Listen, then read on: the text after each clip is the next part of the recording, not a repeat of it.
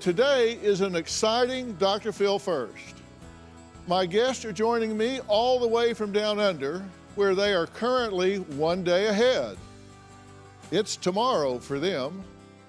With sun, sand, and coastline views, seems like paradise, right?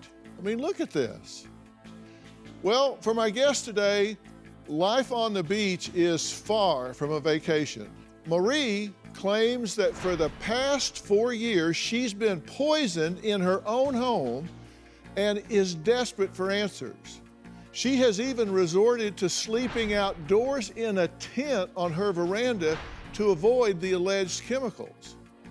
But her daughters say the situation isn't exactly as their mother claims. For the past few years, my mum and her partner believe that someone in the neighbourhood has been trying to poison them. This is our beautiful place and our house is getting polluted. Ridiculous. It's absolutely taken over their life.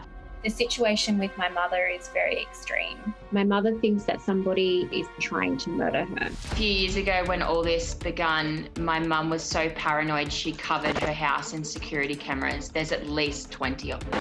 And this is the cameras. Her behaviour definitely escalated from then. Every day my mum goes through the footage of the night before. She's constantly looking at the monitors throughout the day and journaling everything. These are my diaries. I started documenting every minute of the day just about. Whenever I'm speaking to my mum on the phone, she's like, oh, I've got to go inside. This person has just let off another chemical bomb. My mum spent $40,000 on a new roof to stop the poison from entering. My mum and her partner have been sleeping in a tent on the front veranda. Good night. Good night, I'll be straight in behind you, don't worry.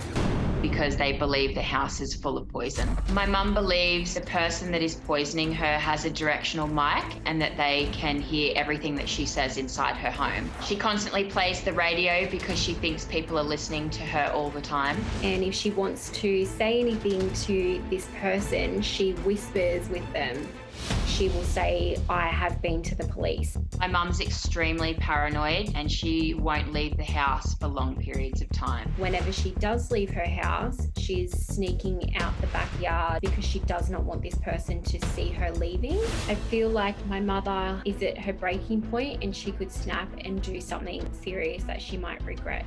I'm really scared for my mum's life. I'm also scared of what she could possibly do. My mum's behaviour has become so erratic. A few months ago, she said to me, if she had a gun, she would shoot the person she believes is poisoning her. Tell me about your mother. Let's talk about her first. This is something that has displayed itself just of late, right? She hasn't been this way all of her life. No, No, not she at hasn't all. been this way all her life. She started becoming quite obsessive shortly after her mother died. Did this ramp up, Emily, or did it come on all at one time? It started to ramp up. So it started with she thought that the neighbour was throwing prickles on her lawn, and then the neighbour, she thought that this person, was poisoning her plants, and then it went to security cameras. From there, she started installing them. Amy, you say that she said if she had a gun, she would shoot. What did she say about that? I mean, was she really agitated and serious about it?